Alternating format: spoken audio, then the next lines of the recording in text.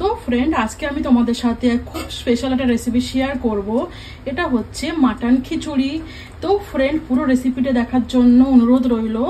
I hope তোমাদের রেসিপিটা খুব ভালো লাগবে। রেসিপিটা বানিয়ে কেমন লাগবে আমাকে অবশ্যই জানাবে। তো চলো রেসিপিটা শুরু করি, পুরো ভিডিওটা প্লিজ দেখো। হ্যালো ফ্রেন্ড, আসসালামু আলাইকুম। কেমন আছো সবাই? আলহামদুলিল্লাহ আমরা ভালো আছি।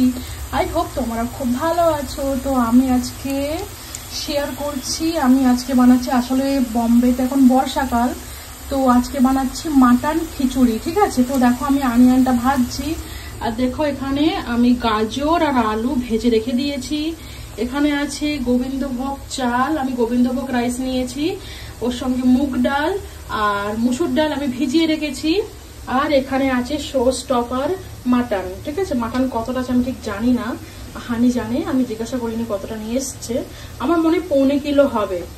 ঠিক আছে, তো যাই হোক, দেখো আমি অনিয়নটাকে এরকম লাল লাল করে ভেজে নিচ্ছি। দেখো আমি যতটা পারবো মানে শেয়ার করব। আমি সত্যি কথা বলতে কি, এই খিচুড়িটা আসলে খুবই ভালো, খুবই স্পেশাল আমার হাতের, এটা আমার স্টাইলে। ঠিক আছে, এটা কারোর স্টাইলে নয়, আসলে আমি কলকাতা গিয়ে এটা বানিয়েছিলাম, তো খুব ভালো লেগেছিল খেয়ে। তো হানি বললো কি না একদিন এরকম ভাবে বানিও, তো ভাবলাম ঠিক আছে, এখন বর্ষাকাল আর খিচুড়িটা না গরমকালে ভালো লাগে না অতটা, বর্ষাকালে বেশি ভালো লাগে। তো যাই হোক, তো দেখো আমি অনিয়নটাকে লাল লাল করে ভেজে নিয়েছি, এর মধ্যে আদা রসুনের পেস্ট দেবো। তো ফ্রেন্ড, পেঁয়াজটা লাল লাল করে ভাজার পরে আদা রসুন দিয়েছিলাম, তো কয়েক সেকেন্ড নাড়ার পরে তারপরে এর মধ্যে টমেটো দিয়ে দিয়েছি। টমেটো দেওয়ার পরে এর মধ্যে ধনে গুঁড়ো, জিরে গুঁড়ো, তারপরে হলুদ গুঁড়ো দিয়ে দিয়েছি। ঠিক আছে, দিয়ে এইবারে এইটাকে আমি ঢাকা দিয়ে স্লো করে রেখে দেব যতক্ষণ না টমেটোটা সফট হয়ে যায়। ঠিক আছে, তো আমি তোমাদের সঙ্গে খুব বড় রেসিপি শেয়ার করব না, চেষ্টা করবো যত ছোট হয়। তো চলো এটাকে স্লো রেখে ঢাকা দিয়ে রাখি। তো দেখছো টমেটোটা ভালো করে গলে গেছে আর অয়েলও সেপারেট হয়ে গেছে, তো আমি মাটনটা দিয়ে দেব। তো ফ্রেন্ড, এটা আমি হানিকে বলেছিলাম যে একটু চর্বিওয়ালা মাটন আনতে, আমার মনে হয় বেশি ভালো লাগবে খেতে। তো ফ্রেন্ড, যে চর্বি তোমরা তো জানো শরীরের জন্য খাওয়াটা একদমই ভালো না, তো রান্নার পরে যতটা পারবো চর্বি কিন্তু আমি ফেলে দেবো। ঠিক আছে, কারণ চর্বি খাওয়া শরীরের জন্য একদমই ভালো না। তো দেখো এইটা তোমরা একবার ট্রাই করো, আই হোপ তোমাদের খুব ভালো লাগবে, খুব স্পেশাল একটা রান্না, একবার প্লিজ ট্রাই করে আমাকে বলো কেমন লাগলো। তো চলো আমি এবারে লো টু মিডিয়াম ফ্লেমে 10 মিনিট ঢাকা দিয়ে রেখে দেব। তো ফ্রেন্ড দেখো আমি এখানে মাটনটা 15-20 মিনিট রান্না করে নিয়েছি, মানে 40% মতো কুক হয়েছে। তো আমি এইবারে এর মধ্যে রাইসটা দিয়ে দেবো ডালের সাথে।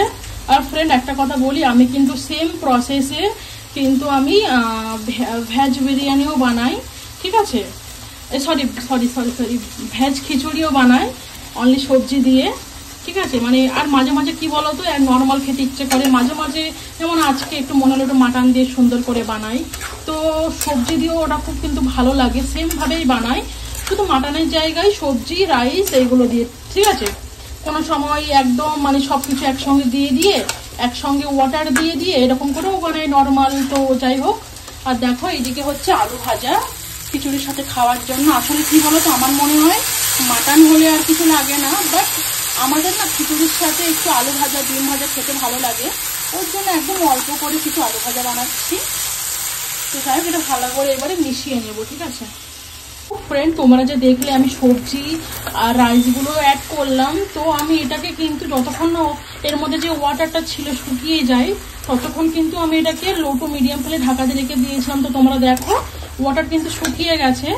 তো ফ্রেন্ড একটা আমি কথাখানে বলতে চাই, যদি তোমরা চাও তোমাদের ইচ্ছা মতো তোমরা সবজিতে অ্যাড করো, যদি তোমরা মনে করো যে না আমরা সবজি অ্যাড করবো না শুধু মাটন দিয়ে করব, তাও তোমরা করতে পারো, তোমাদের ইচ্ছা মতো তোমরা অ্যাড করো। ঠিক আছে, তো যাই হোক দেখো ওয়াটারটা শুকিয়ে গেছে, এবারে আমি কি করব, একেবারে একসঙ্গেই কিন্তু আমি এর মধ্যে যতটা ওয়াটার দেওয়ার কথা দিয়ে দেবো, আমি কিন্তু আর ওয়াটার দেবো না। ঠিক আছে, তো এটা একদম ভর্তি করে আমি ওয়াটার কিন্তু দিয়ে দেবো। ফ্রেন্ড দেখো ওয়াটার দেওয়ার পরে কিন্তু বয়েল চলে এসছে, আর দেখো আমি ওয়াটারটা ঠিক এতটা পরিমাণে দিয়েছি মানে যাতে সবকিছু একদম এর মধ্যে ডুবে থাকে। ঠিক আছে, তো যাই হোক আমি এটাকে এবারে লো টু মিডিয়াম ফ্লেমে 20 মিনিটের জন্য ঢাকা দিয়ে রেখে দেবো। তো বেশিক্ষণ রাখলে কি হবে, নিচে ধরে যেতে পারে। তো চলো এটাকে লো টু মিডিয়াম ফ্লেমে 15 থেকে 20 মিনিটের জন্য রেখে দিই।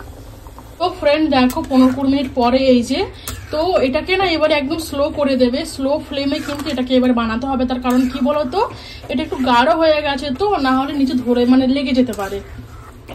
তো এটাকে আর 15-20 মিনিট মতো রাখবো। আর এখন কিন্তু এর মধ্যে আমি গরম মশলা পাউডার কিন্তু অ্যাড করবো। ওকে, তো চলো গরম মশলা পাউডার অ্যাড করে আমি আবার স্লো রেখে গ্যাসটা 5 মিনিট পর পর চেক করবো। ওকে, তো ফ্রেন্ড দেখো খিচুড়িটা কিন্তু হয়ে গেছে। দেখো এইবার কিন্তু আমি খিচুড়িটা কিন্তু বন্ধ করে দেবো, ঠিক আছে। আর আমি কিন্তু নামানোর আগে গরম মশলা পাউডার আর ঘি দিয়েছি, বন্ধ করে আর একটু ঘি দিয়ে দেবো। তো চলো দেখো কত সুন্দর দেখতে হয়েছে, দেখেছো? দেখতে যেমন খেতেও কিন্তু ঠিক সেরকমই হয়েছে। তো রেসিপিটা কেমন লাগলো জানিও, ভালো লাগলে লাইক করো, কমেন্ট করো, শেয়ার করো। বাই ফ্রেন্ড, সবাই খুব ভালো থেকো।